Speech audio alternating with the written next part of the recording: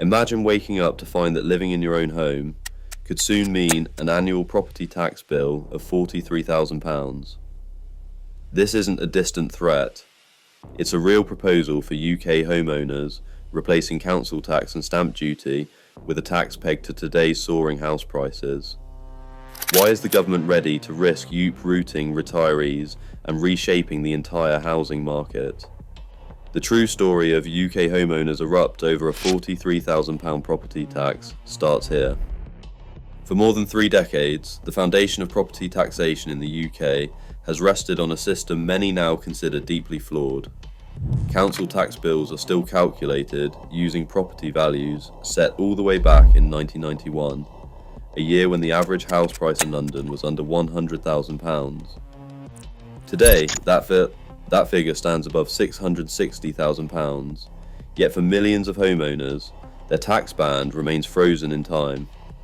This disconnect means 2 similar homes, side by side, can face wildly different bills simply because one was revalued or extended after the cut-off, while the other was not. The result is a patchwork of winners and losers, with no relation to current market realities. Stamp duty land tax, introduced in its modern form in 2003, is only paid when a property is bought or sold. Revenue from stamp duty swings wildly with the housing market, leaving local councils and the Treasury guessing how much they will collect year to year. These unpredictable receipts create headaches for public budgets and discourage people from moving, as each transaction triggers a large, one-off payment. Over time, these quirks have combined to produce a system that is not only outdated, but also fundamentally unfair, especially for retirees living on fixed incomes. Calls for reform have grown louder, with think tanks and campaigners pointing to the need for a fairer, more stable approach that reflects the true value of homes in today's market.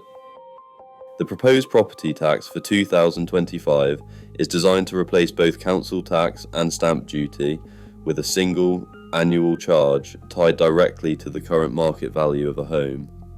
Under the Treasury's most recent modelling, the core rate would start at 0.5% for properties valued between £500,000 and £1 million. For homes above £1 million, the rate rises to as much as 0.81% per year.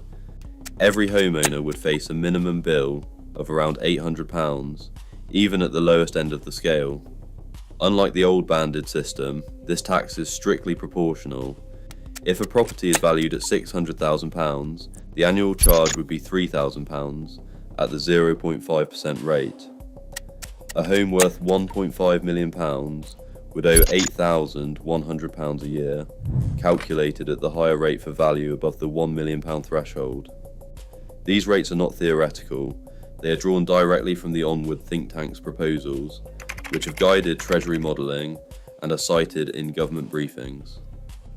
The new system would apply only to owner-occupiers, not tenants, and would be recalculated each year as property values change. For many, the annual bill would be far higher than their current council tax, and unlike stamp duty, it would not be a one-off payment at purchase, but a recurring cost, year after year. The minimum payment ensures that even lower value homes contribute, but the most dramatic changes hit those in high value areas, especially in London and the South East, where property prices routinely cross the £500,000 threshold. A retired homeowner in Richmond sits at the kitchen table, pension paperwork stacked beside a letter from the Treasury. The numbers are impossible to ignore. A home bought decades ago for less than £250,000, now valued at £6 million, and a projected property tax bill of £43,000 per year. The arithmetic is stark. Pension income under £25,000 can't even cover the tax, let alone living costs. This isn't a story of luxury or excess, but of ordinary people trapped by rising house prices and a system that suddenly demands more than they have. On September 9th, 2025, a confidential Treasury briefing paper detailing the 0.5% to 0.8% levy leaked to the press. Within hours, national headlines carried the £43,000 figure, igniting fear and anger across the country. Digital petitions sprang up overnight. Within days, over 450,000 signatures flooded parliament.uk and change.org as homeowners realised the threat was real and immediate. What began as private anxiety in living rooms turned into a public outcry. Pressure mounted inside Westminster as the property tax backlash spilled into the political arena. Keir Starmer, facing unrest in traditional Labour heartlands, circulated internal memos in October 2025 warning against full-throttle support for the new levy. His advisers highlighted the risk. Pensioners in North London and the home counties, many lifelong Labour voters, could be swept up by a tax designed for a different era. Starmer's public statements grew more cautious, calling for a commission to review the impact on fixed-income retirees and questioning whether regional fairness was truly being served. Fiscal modelling from the Onward think tank, now cited in Treasury discussions, projected a dramatic shift.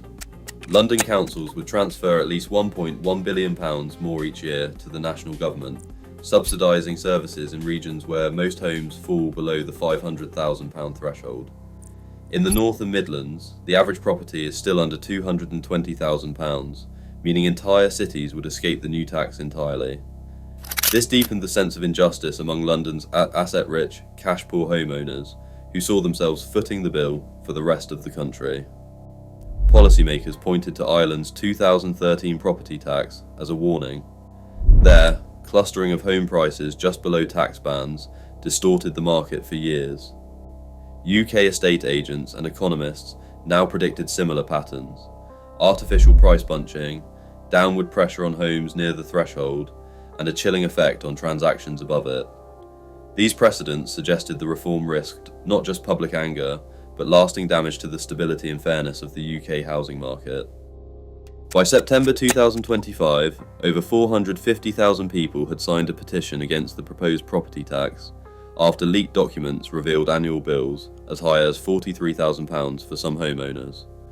The evidence is clear: the plan to scrap council tax and stamp duty in favour of a market value property levy would hit retirees and asset-rich, cash-poor households hardest, especially in London and the South East.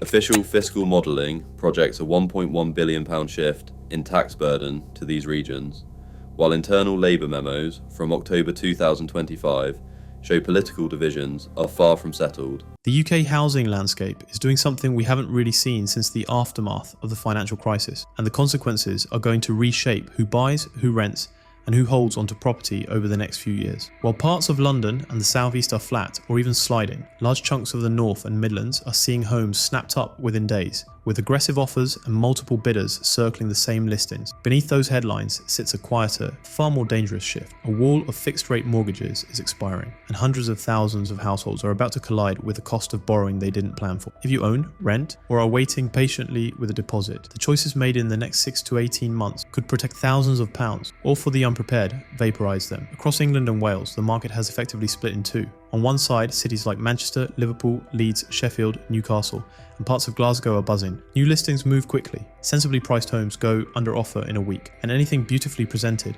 can disappear before the second Saturday of viewings. On the other side, in outer London boroughs and more expensive commuter belts, asking prices have been nudged down in grudging steps. Sellers who held out in spring are quietly reducing in autumn, and buyers aren't rushing to meet them halfway. You can see why. A tidy 3-bed terrace in a northern city might still transact around £180,000 to £220,000, while the equivalent space on the fringes of London is £450,000 to £550,000 before you've even paid for a rail season ticket. When mortgage rates are elevated, that gap isn't just psychological, it's a life quality chasm. This isn't lifestyle whimsy, it's arithmetic. Median earnings are higher in the capital, but not enough to offset double-sized loans, higher running costs, and longer commutes. A family in Greater Manchester with a £200,000 mortgage can often live more comfortably, build a cash buffer faster, and still afford childcare or occasional travel, compared with a household in the South East servicing a £400,000 loan while juggling higher council tax and transport. As buyers internalise those numbers, behaviour changes. In London, stock on the portals has grown markedly, yet completions are down. Owners are testing the market, buyers are selective and disciplined. Stalemate favours the party with time on their side, and right now time is not on over-optimistic sellers' side. Meanwhile, a different clock is ticking. Between now and 2027, roughly 800,000 fixed-rate loans will reset. Many were taken at 1.5 to 2.5% when money was almost free.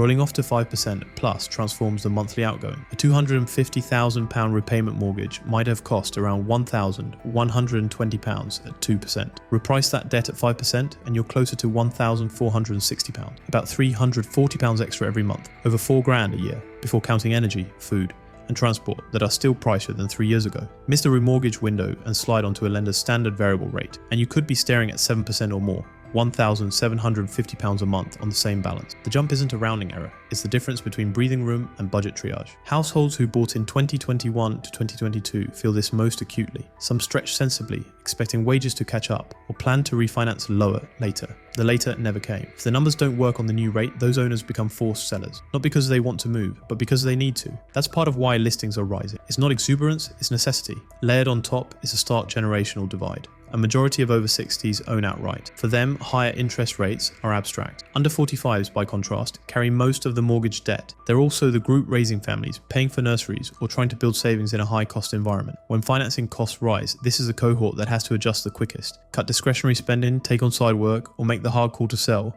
while there's still equity. Now bring landlords into the picture. The private rented sector is quietly rebalancing. Last year, nearly 1 in 5 landlords sold at least one property, while fewer than 1 in 10 bought. Recent surveys suggest more than 2 in 5 intend to trim portfolios or exit entirely over the next few years. Motivation varies. Some are fatigued by compliance and licensing. Others see net yields eroded by interest costs. Many are watching policy changes that increase friction. The Renters Reform Bill removes Section 21, meaning regaining possession will rely on specific grounds and a court system that's already congested. For professional operators with scale, process and cash buffers, that's manageable. For small accidental landlords, someone who kept a former home as a let, it tilts the risk-reward calculus the wrong way. Holiday let rules are shifting too. From April 2025, the tax advantages that fueled short-term rentals will be pared back. In some coastal towns and city centres, owners are either selling or flipping to standard tenancies. On paper, that might help long-term renters. In practice, many of those properties will be disposed of into owner occupation, reducing rental supply anyway. Hence the paradox. Rents push upward in tight local markets at the same time asking prices in certain sales markets drift down. Fewer landlords means fewer rentals. Fewer rentals means higher rents. Higher rents mean first-time buyers feel squeezed. Unless, of course, those ex-rental homes appear on the sales side at prices that finally make sense. We're already seeing exactly that.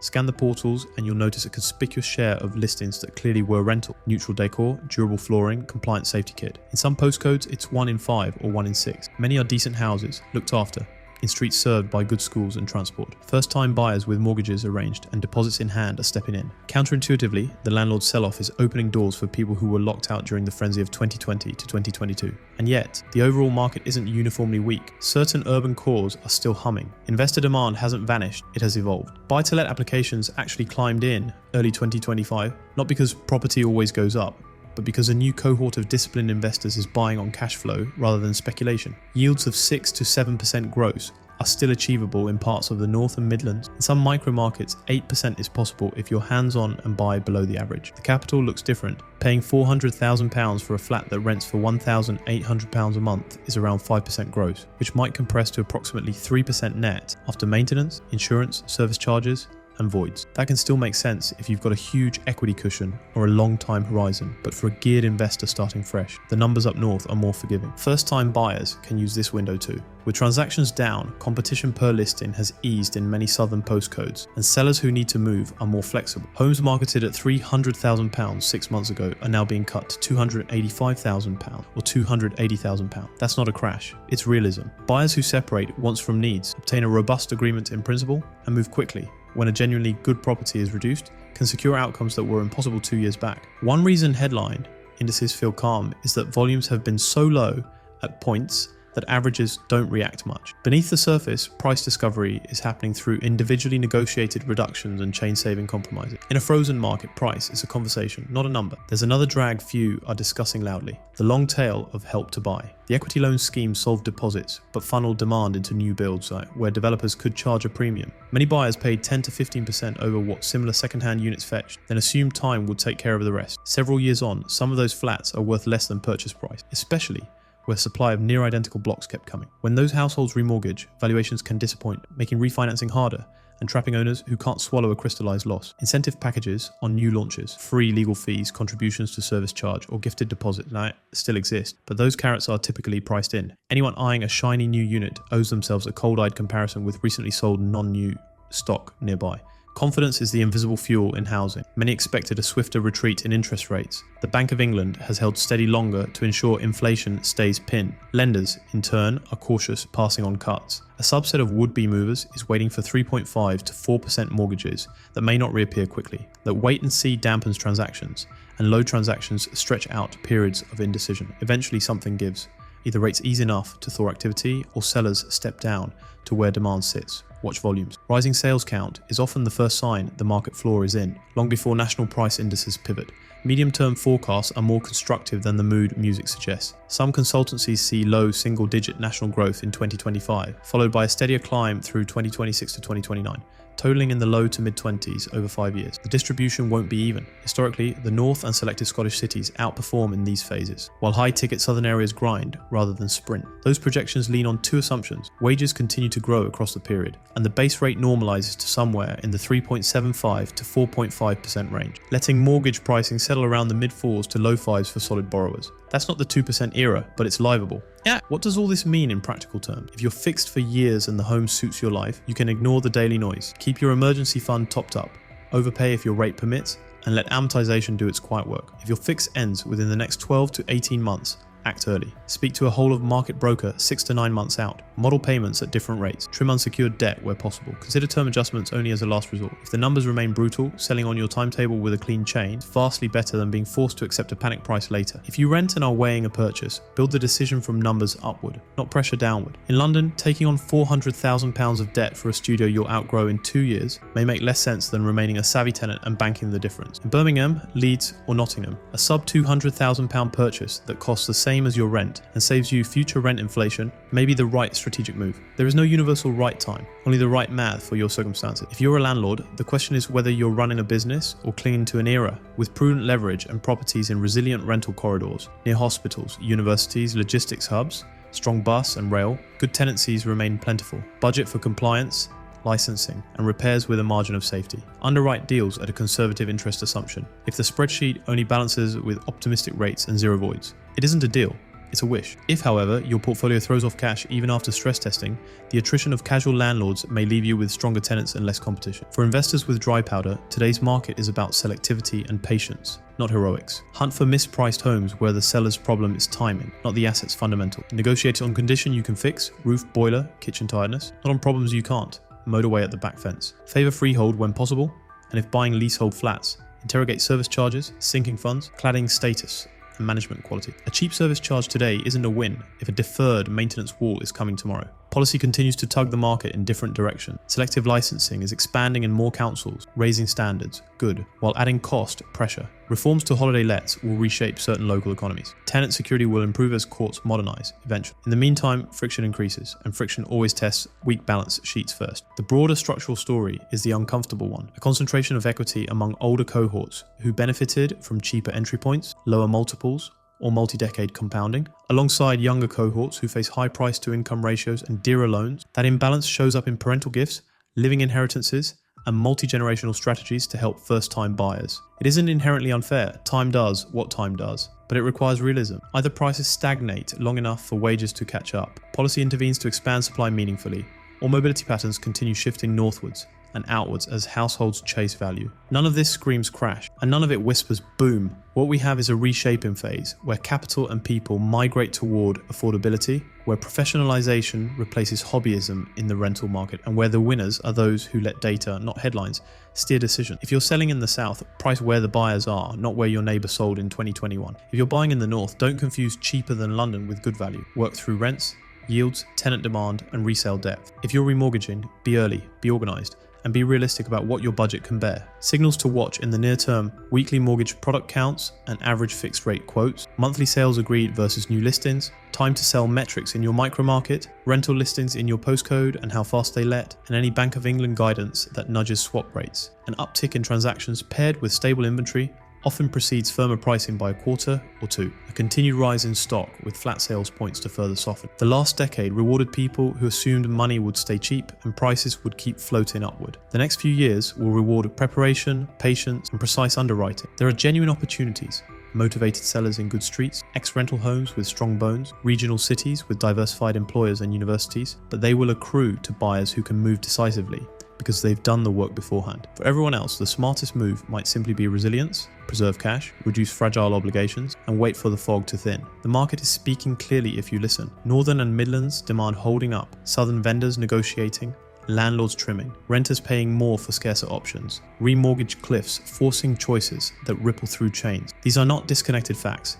They are parts of the same mechanism adjusting to a new cost of money. Read them well, and you'll navigate the turn. Misread them, and the market will do what it always does: transfer money from the impatient to the prepared. Parliament has just voted on one of the most sweeping housing reforms in decades, and the fallout from that vote will reshape how millions of people in the UK rent and manage property. Whether you own one flat, rent with roommates, or are trying to find a student housing for next term, what just happened in Westminster matters more than most people realise. The Renters' Rights Bill was supposed to be a step toward fairness, protection and balance between landlords and tenants. But after last night's vote, many fear the law will do the opposite, tightening supply, pushing rents even higher, and driving good landlords out of the market entirely. The legislation sped through Parliament faster than almost any housing bill in recent memory. Committees flagged problems, economists warned of side effects, landlords and tenant groups alike called for more consultation. Yet the government kept its foot on the gas. By the time the final debate arrived, this was Parliament's last opportunity to make adjustments that could stop the policy from backfiring. They had the evidence, the data, and the testament. They knew what happened when similar rules were tested elsewhere, and they still voted down almost every amendment that could have made the system workable. One of the clearest examples of how out of touch the decision-making has become is the pet deposit rule. MPs were asked to approve a small change that would have let landlords request up to 3 extra weeks' rent as a deposit when tenants move in with pets. It wasn't a requirement, just an option, an incentive that could make it easier for animal owners to find homes while protecting landlords from damage risk. But Parliament struck it down completely. Under the new framework, landlords will no longer be able to advertise no pets, yet they're also forbidden from taking a higher deposit to cover the potential costs. On paper, it looks progressive. In practice, it creates a minefield. Landlords will quietly avoid applications from pet owners. Tenants will waste time applying for properties they'll never get. And the end result is a market that pretends to be inclusive, while actually becoming less so. This same pattern plays out across other parts of the bill. Take student housing. Large houses shared by multiple tenants, HMOS, can still operate on the academic calendar, allowing landlords to reclaim properties each summer to prepare for a new intake. But thousands of student rentals aren't HMOS at all. They're 1 or 2 bed flats rented to pairs or small groups of students. And under this bill, those landlords lose the ability to align their tenancies with the school year. An amendment was proposed to fix that, giving them the right to regain possession at the end of each academic cycle. It was rejected too. Now, many smaller landlords will simply stop renting to students. They'll switch to long-term tenants who don't leave every 9 months. The knock-on effects are obvious. Fewer affordable student homes, longer commutes, universities forced to scramble for emergency accommodation. When that shortage hits headlines next summer, MPs will act surprised, even though the warnings were spelled out in black and white. Then there's the 12-month reletting restriction, a clause that borders on absurd. Under the new rule, if a landlord asks a tenant to move out because they plan to sell and the sale later falls through, they can't rent that property again for an entire year. Proposed fix was to reduce that ban to 6 months. Still harsh, but at least survivable. Parliament refused. Imagine owning a flat that's now sitting empty. You're paying the mortgage. The council might charge double tax on empty property. You've lost rent for months and aren't legally allowed to relet the place, even though people nearby are desperate for somewhere to live. That's not consumer protection. It's economic vandalism. The government insists this will stop landlords from pretending to sell just to raise rent, but losing 6 months of income already makes that scam pointless. Instead, the rule punishes legitimate property owners who get caught in slow sales market. The penalty system adds another layer of confusion. Under the bill, local authorities can fine landlords up to £40,000 for breaches, but they don't need criminal level evidence to do it. The standard is now balance of probabilities, meaning someone can lose tens of thousands of pounds based on assumptions rather than proof. That's a civil threshold, not a criminal one, and lawyers have already warned it's open to abuse. The justification given by ministers was that higher standards would make enforcement too difficult. That's basically an admission that the government wants to fine people more easily, even if it means some innocent landlords get caught in the crossfire. What happens next is equally concerning. The Renters' Rights Bill is headed to royal assent, which will make it law. But that doesn't mean everything changes tomorrow. The rollout will be gradual, just like the Leasehold Reform Act that passed over a year ago but still isn't fully enforced. A few easy to implement items, like the shift from fixed term to rolling tenancies, will arrive quickly. Those are simple administrative changes that don't need new infrastructure. But the central piece, abolishing Section 21 no-fault evictions, will be delayed for years, and that's where the system could buckle. Section 21 currently lets landlords regain possession without proving fault. It's what keeps thousands of disputes out of court. Once it's gone, every single eviction must go through a full legal hearing, complete with paperwork, judges, and evidence. Courts already face months-long delays for basic possession cases. Piling thousands of new claims into that system without new judges or staff is a recipe for paralysis. Even government insiders admit the courts aren't ready. Officials will likely announce temporary postponements, or phased implementation, citing the need to hire more tribunal staff. Meanwhile, landlords won't know which rules apply. They'll hold back investments or decide to sell altogether rather than risk being trapped in legal limbo. That exodus is already underway. Surveys show record numbers of private landlords selling their properties. High interest rates, loss of mortgage relief, new licensing requirements, and now the Renters' Rights Bill have made small-scale property ownership more trouble than it's worth. And when landlords exit, supply drops. When supply drops and demand stays high, rents rise. It's not ideology, it's arithmetic. Yet Parliament behaved as though basic economics had been suspended. Tenants, ironically, will be hit hardest. The average renter isn't lying awake at night fearing a Section 21 notice. They're worrying about finding any flat at all. The biggest crisis in the rental market right now is scarcity. In many parts of the country, there are 10 applicants for every decent property. The Renters' Rights Bill does nothing to fix that imbalance. If anything, it makes it worse by pushing more property owners out of the sector and discouraging new ones from entering. And then in a few months, headlines will start showing the consequences. Student housing shortages, renters with pets facing blanket rejections, empty properties sitting unused because of the 12-month rule, court delays stretching evictions into year-long ordeals. Each new symptom will be treated as a surprise when, in reality, every one of them was predictable. It's especially frustrating because some amendments were genuinely constructive. There were proposals for stronger enforcement against the small percentage of landlords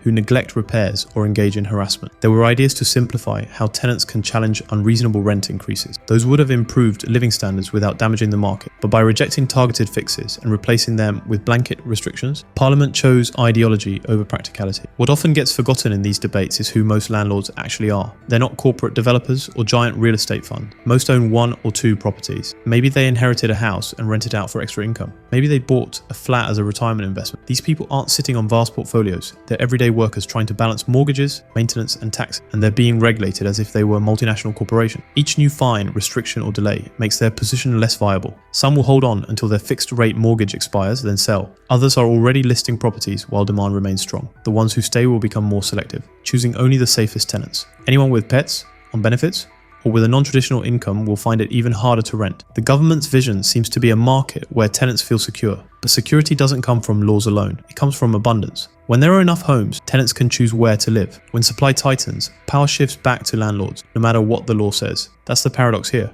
A bill designed to empower tenants may end up leaving them with fewer choices and higher costs. This is how slow crises start. First, supply dips slightly, then rents creep up, then people start sharing smaller spaces or moving farther from city centres. Over time, housing insecurity becomes normal. The Renters' Rights Bill risks accelerating that process by discouraging the very investment that could alleviate it. Instead of making renting simpler, it creates layers of uncertainty, rules that sound fair in theory, but collide with financial and logistical reality in practice. Years from now, when analysts look back at the trajectory of the UK rental market, they'll see this vote as a turning point. The warnings were documented. The economic forecasts were clear. Everyone knew that discouraging landlords during a supply shortage would tighten the squeeze. And still, politics won out over pragmatism. If you own a property, you're probably already running the numbers, asking whether it's worth staying in. If you're a tenant, you're likely bracing for steeper competition and rising rents. And if you're somewhere in the middle, thinking about buying your first rental or relying on one as your pension, this bill has just changed the equation. The consequences won't arrive all at once, but they're already in motion. For years, Britain's housing debate has been trapped in a false binary: protect tenants or support landlords. The truth is, both depend on the same thing: supply. More homes mean more options, more fairness,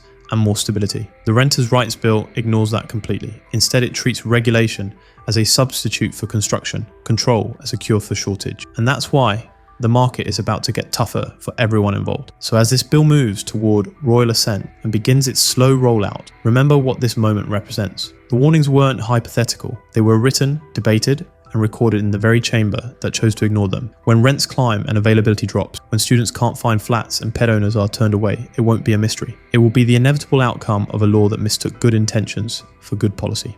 Something enormous just shifted in the UK housing market and almost no one is paying attention. Behind the headlines and political noise, new mortgage rules have quietly taken effect. Thousands of landlords are exiting and powerful corporations are quietly buying entire neighbourhoods. The government is floating tax ideas that could reshape property ownership for a generation. And the strange part is that these changes, which seem unrelated on the surface, are all feeding into each other. Whether you rent, own, or are still saving for your first deposit, what's unfolding right now is going to shape your financial reality for years to come. It began with a document most people never read. In March, the Financial Conduct Authority issued guidance that at first glance looked like another bit of bureaucratic language. But what it actually did was loosen some of the toughest borrowing standards in modern British history. Since the 2008 crash, every buyer has been forced to pass strict stress tests before a bank would even consider a mortgage. These weren't just affordability checks. They tested how a borrower would cope if interest rates suddenly jumped by several points. The idea was simple. Make sure people don't buy more than they can handle and prevent a repeat of the financial collapse. For years, that logic made sense. But when rates began falling again in 2025,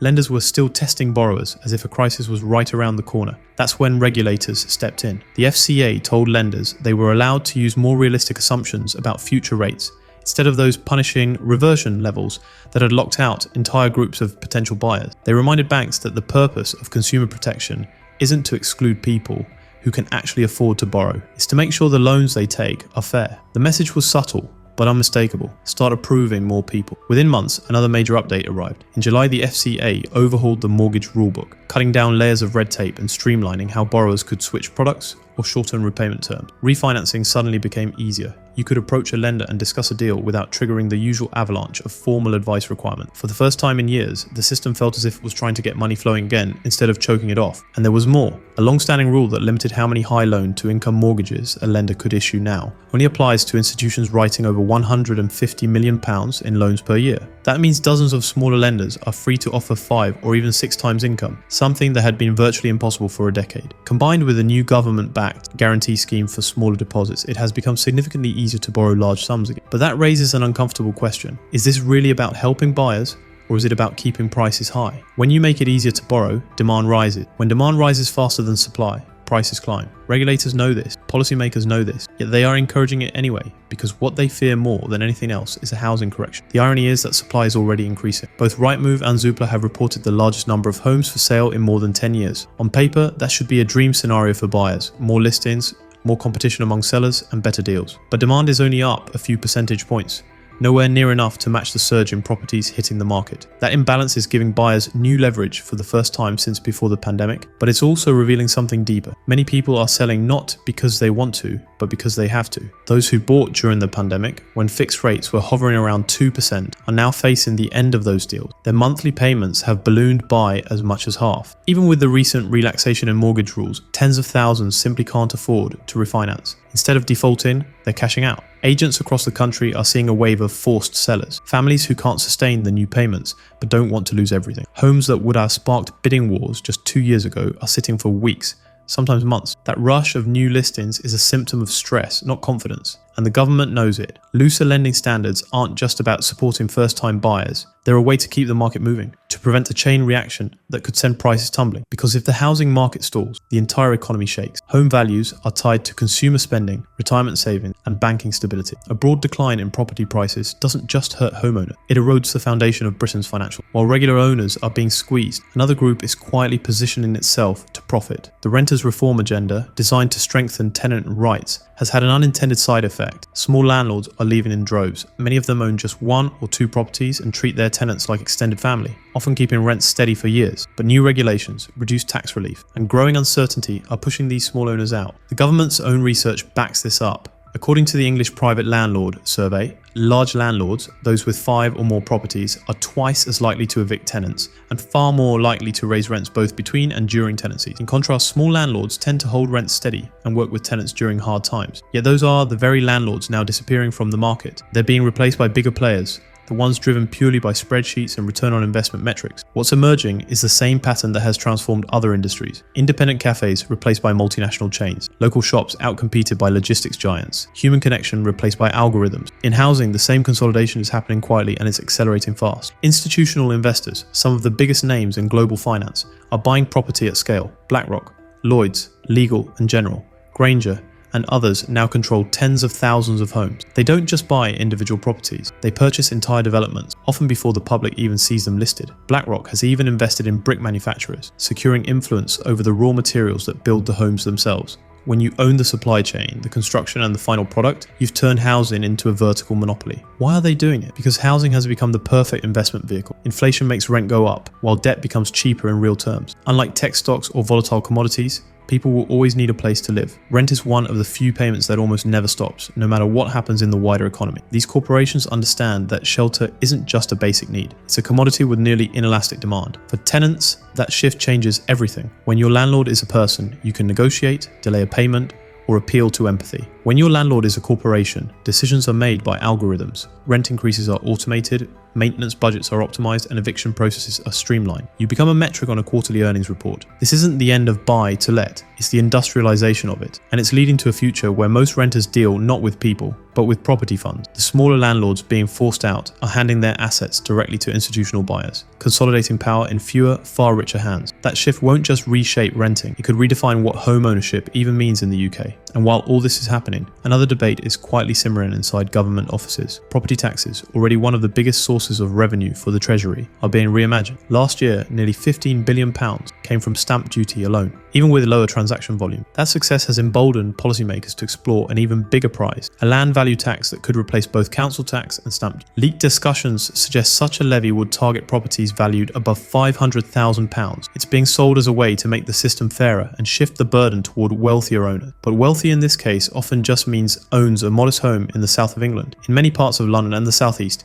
even a small flat crosses that threshold. What sounds like a tax on the rich could easily become a recurring bill on middle-class families who bought years ago and have simply watched prices rise beyond their control. Politically, it's clever. Younger generations who can't afford to buy are more supportive of taxing property wealth. Older homeowners, meanwhile, are asset-rich but cash-poor, making them easy targets for a government desperate to raise funds without touching income or VAT.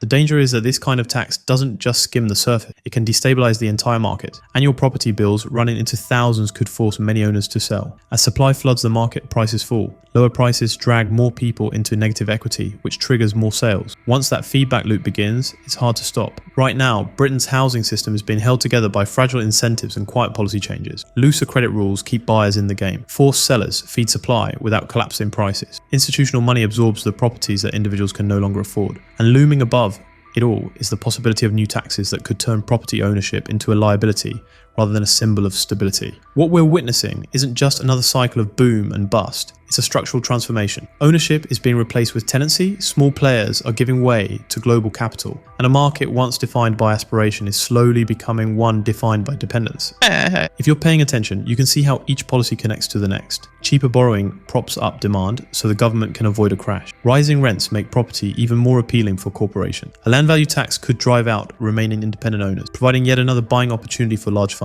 It's a self-reinforcing system, one that concentrates housing power into fewer hands each year. For ordinary people, the implications are profound. Buying a home was once a way to secure freedom, a hedge against rising costs, and a path to financial independence. Increasingly, it's becoming something else entirely, a privilege protected by policy and accessible mainly through institutional control. The housing market of 2025 isn't broken by accident, it's being redesigned. The question is whether anyone can stop it before there's nothing left to own at all. Imagine waking up one morning and finding out that overnight the rules have changed. Not because you missed a payment or broke a law, but because the government decided that simply living in your own home now carries a price tag you never agreed to pay. An extra £43,000 a year every year just for existing in the house you already own. Not a mortgage payment, and not an improvement cost, a tax that never stops coming as long as you have a roof over your head. It sounds impossible, maybe even absurd, but that's exactly the kind of system being discussed by policymakers right now. One that could transform home ownership across Britain into something entirely different from what it's ever been. For millions of people, this isn't some distant hypothetical. It's a potential financial earthquake hiding behind a few lines of economic jargon. The story began quietly, tucked away in reports from respected outlets like The Times and The Guardian, describing how government officials are exploring what they call a modernized approach to property taxation. But the fine print tells a different story. The proposal would replace two familiar taxes, stamp duty and council tax, with a brand new system that looks simple on paper, but could end up costing ordinary families a fortune. Many of the people who would be hardest hit are not wealthy investors or developers, but everyday homeowners who bought decades ago and now live on modest income. They're people who worked hard, saved carefully, and expected that owning their home would one day mean security. Under this plan, that security could vanish overnight. Here's how the scheme works. At present, you pay stamp duty once when buying a property and council tax every year, based on valuations that haven't been updated since 1991. It's far from perfect, but it's at least predictable. The new plan would throw that entire framework out and replace it with an annual charge based on the property's current market value. In other words, the more your home is worth, the more you pay every year. And the definition of high value is far lower than most people realise. Early figures suggest the tax would begin at around 0.5% annually for homes valued above £500,000, rising to 0.8% for homes above £1 million. The problem is, that in today's market, those numbers don't describe luxury mansions. They describe perfectly average family homes across much of London and the southeast. It's easy to think £500,000 sounds like a lot, but property prices in Britain's capital and its commuter belt are wildly inflated. The average London home already costs more than £660,000. That means a huge number of middle-class households, nurses, teachers, civil servants, would suddenly find themselves paying thousands of pounds every single year. Not because they've become richer, but simply because the housing market did what it always does. It went up. And that rise, which once felt like a reward for years of saving, would now be turned against them. Consider what that looks like in real terms. A retired couple who bought their home decades ago for under £200,000 might now see it valued at £700,000 or even £1 million. Their income hasn't changed, it's still their pension, maybe £20,000 a year between them. They own their home outright, they've already paid every tax due on it, and they budgeted carefully for a quiet retirement. Then this new tax lands, demanding a yearly payment larger than their entire income. £43,000 a year on a £6 million property. Even those with smaller homes could see bills in the tens of thousands. The result is simple. They'd have no choice but to sell, even if they never wanted to leave. And it's not just retirees who would struggle. Middle-income households with mortgages would be hit just as hard. Imagine finally saving up for a semi-detached in Greater London, stretching every pound to make the deposit. You're paying thousands a month on the mortgage, and now suddenly you owe thousands more every single year purely because of this new valuation-based levy. Home ownership, long seen as the foundation of financial stability, would become a never-ending burden. It gets worse. Insiders have suggested that the government might also pair this new annual tax with an additional charge when selling your home. So even if you're forced to sell because you can't afford the ongoing payments, you'd still face another heavy bill the moment you complete the sale. You'd be taxed for owning the home and taxed again for trying to escape the very system that pushed you out of it. That's not reform, that's punishment for playing by the rules. Supporters of the plan claim it's about fairness, that people living in valuable homes should contribute more to local services. But that argument ignores the reality that not all homeowners in expensive areas are wealthy. Many are asset-rich but income-poor people whose houses have appreciated beyond reason while their earnings stayed flat or vanished in retirement. They can't spend the value of their home without selling it, and they can't sell without triggering even more tax. It's a trap with no exit. Meanwhile, the ripple effects would distort the housing market itself. Think about properties priced just under the £500,000 mark. No one would want to push past that line because the moment a house sells for £1 more, it enters the taxable bracket. Sellers would underprice to stay under the threshold, while buyers would avoid anything that crosses it. The result would be a bottleneck, with prices artificially frozen below the limit and chaos above it. At the higher end, owners facing the new tax and potential seller's fee would try to inflate prices even more to offset what they'd lose to the government. That means £1 million homes could jump even higher while mid-range properties stagnate. The entire market would warp around political math rather than real supply and demand. And then there's the regional divide. In places like Doncaster, Hull or Sunderland, where average home prices are well under £200,000, hardly anyone would pay this new tax. Meanwhile, homeowners in London, Surrey, Kent and other high-value regions would shoulder nearly all of it. You'd have a system where families in the South fund services across the country, while those in cheaper areas pay almost nothing. Redistribution through the income tax system is one thing. This, however, would be redistribution through geography. It's easy to imagine the resentment it would spark, a north-south divide deeper than any before. There's also the moral issue. For decades, governments of every stripe have encouraged citizens to invest in property. They told people to buy homes, to view ownership as a mark of success and stability, and many took that advice. They sacrificed holidays, luxuries, and free time to pay off their loans, confident that by the time retirement arrived, they'd be secure. Now, with this plan, the same state that urged them to buy is preparing to penalise them for doing exactly that. It's not just financially ruinous, it's a breach of trust. Home is not a stock or a bond. It's where people build their lives, raise their children, and create memories. Treating it as a perpetual revenue stream erases that human reality. Imagine being 75, sitting in the home you've lived in for 40 years, and realising the government now considers you a revenue problem rather than a citizen who's already paid your dues. You're told to downsize, move away, or start paying tens of thousands more every year, even though you did nothing wrong. That's not progress. That's cruelty disguised as policy. If introduced, this tax would also have political consequences that reach far beyond the property market. The proposal, believed to have the backing of senior figures in government, could alienate huge sections of the voting public overnight. Homeowners in their 50s, 60s and 70s, people who vote in large numbers, would be furious. Younger families who've only just managed to buy would feel betrayed. Even lifelong supporters of the ruling party could turn away if they see their home turned into a liability by their own leaders. It's the kind of decision that could define an election, maybe even end a government's tenure altogether. And make no mistake,